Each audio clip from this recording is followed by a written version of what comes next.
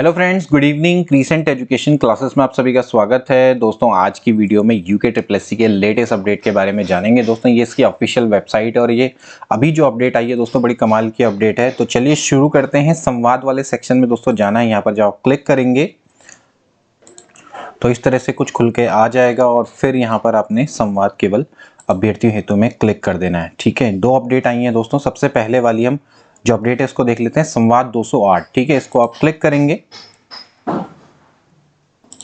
तो दोस्तों अब ये खुल गया है। संवाद 208 है दोस्तों। विषय है आयोग का परीक्षा कार्यक्रम। बड़ा अच्छा दोस्तों ये अपडेट है। एस राजू जो कि अध्यक्ष हैं यूके ट्रिपल एससी के, उनके द्वारा दोस्तों ये एक संवाद जारी किया गया है और उत्तराखंड अधीनस्थ सेवा चयन आयोग के द्वारा दोस्तों यहाँ पर परीक्षा का कैलेंडर दोस्तों जारी कर दिया गया। आप यहाँ पर देख सकते हैं कि कौन कौन सी परीक्षाएं कब कब होंगी। देखिए, वाहन चालक, प्रवर्तन चालक, डिस्पैच जून 2022 में दोस्तों ये प्रस्तावित है। ठीक है, इसके अलावा विज्ञापन संख्या 39 अनुदेशक विद्युत कर्मशाला अनुदेशक, अनुदेशक डीजल मैकेनिक, समान अर्हता वाले अन्य पद जून 2022। मत्स्य निरीक्षक की जून 2022 में है। मानचित्रकार, प्रारूपकार, सर्वेयर 35 वाली जुलाई 2022 में। वन आरक्षी फॉरेस्ट गार्ड 36 जुलाई 2022 में। हेड कांस्टेबल मुख्य आरक्षी दोस्तों, मुख्य आरक्षी पुलिस दूर संचार विभाग जुलाई 2022 में प्रस्तावित है। इसके अलावा राजकीय सहकारी पर्यवेक्षक, सहायक विकास अधिकारी, सहकारी निरीक्षक विज्ञप्ति संख्या 46 अगस्त 2022 में। गन्ना पर्यवेक्षक, राजकीय दुग्ध पर्यवेक्षक ये दोस्तों हैं अगस्त 2022 में। इसके अलावा आप देख सकते हैं अनुश्रवण सहायक, प्रयोगशाला सहायक 34 वाला, ये दोस्तों अगस्त 2022 में है।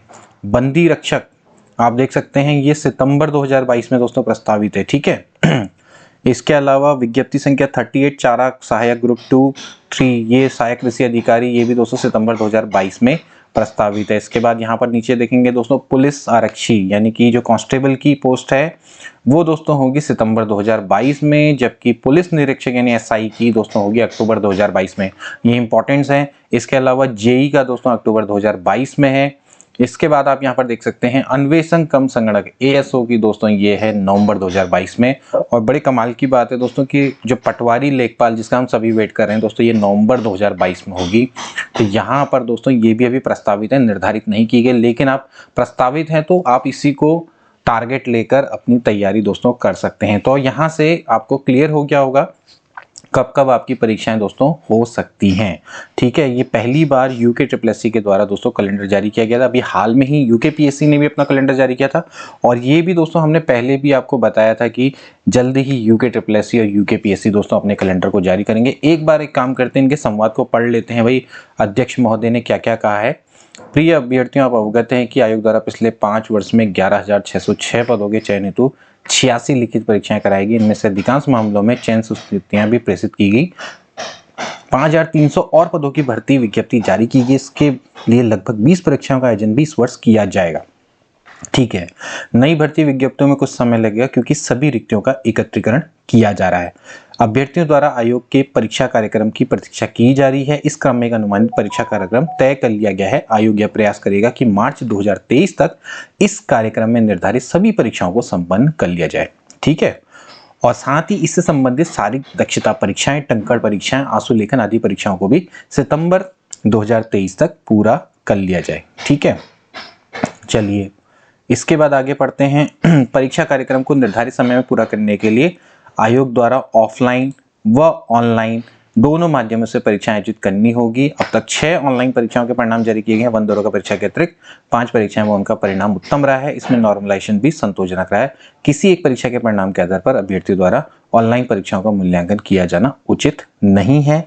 भारत सरकार की संस्थाएं 90% परीक्षाएं ऑनलाइन माध्यम से करा रही हैं व कई राज्य सरकारों के आयोग भी ऑनलाइन माध्यम से परीक्षाएं संपन्न करा रहे हैं। आप स्वयं जानते हैं कि समस्त केंद्रीय विश्वविद्यालयों में प्रवेश परीक्षाएं सीबीटी के माध्यम से ही होने जा रही हैं। ऑनलाइन परीक्षा में गड़बड़ी को पकड़ा जाना आसान है क्योंकि सभी अभ्यर्थियों को प्रत्येक माउस क्लिक दर्ज किया जाता है। साथ ही सभी परीक्षार्थी सीसीटीवी की निगरानी में रहते हैं।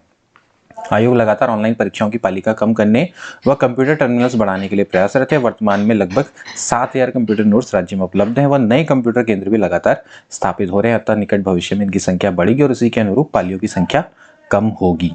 यहाँ यह भी उल्लेखनीय है कि भारत सरकार के संस्थानों में 100 पालियों की ऑनलाइन परीक्षाएं भी वर्तमान में आयोजित हो रही हैं।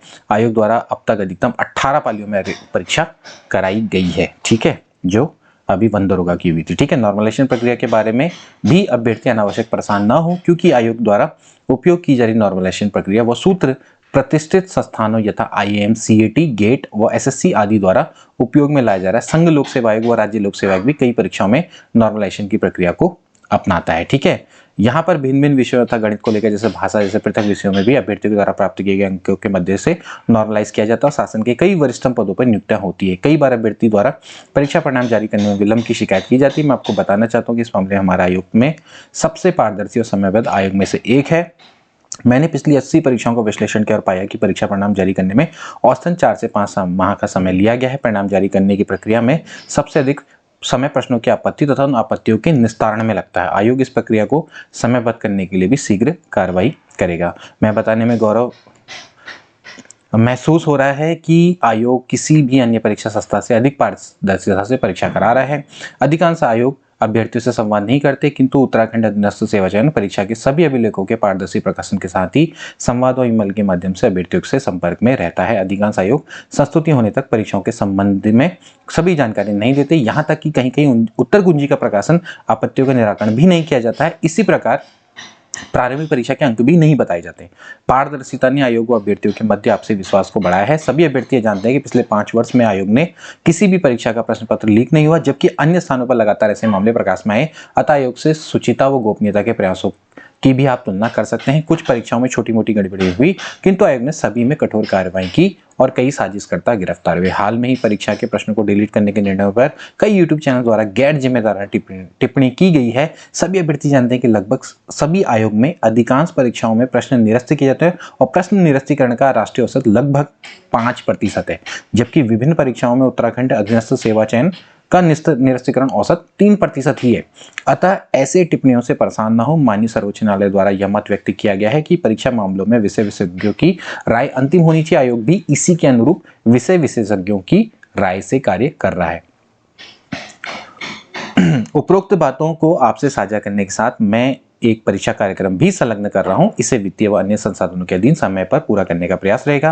आयोग में बहुत कम मानव संसाधन के बावजूद मेरा यह प्रयास होगा कि आयोग के सभी कार्मिक कड़ी मेहनत से व निष्ठा से व बिना किसी बाहरी दबाव निष्पक्ष व उत्कृष्ट चयन में सहयोग करेंगे। आयोग मेहनत व मेरिट आधार पर चयन के लिए प्रतिबद्ध है और मैं आशा करता हूं आप में से कई अभ्यर्थियों का राज्य की सेवा में आने का सपना साकार होगा। धन्यवाद एवं शुभकामनाओं के संग S राजू अध्यक्ष। तो अध्यक्ष महोदय के द्वारा दोस्तों ये पूरा संवाद जारी किया गया है और मतलब एक मिनी भाषण टाइप का इसको आप मान लीजिए। और उन्होंने काफ़ी चीज़ें बताई हैं दोस्तों जो काफ़ी हद तक सही भी हैं और UKSSC के द्वारा लगातार कहीं ना कहीं प्रयास भी किया जा रहा है कि जो जो गलतियां होती हैं उनको सुधार लाया जाए।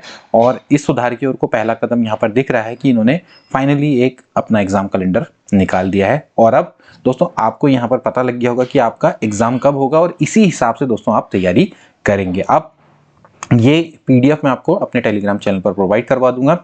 इसी हिसाब से दोस्तों आप अपना एग्जाम लेकर चलें।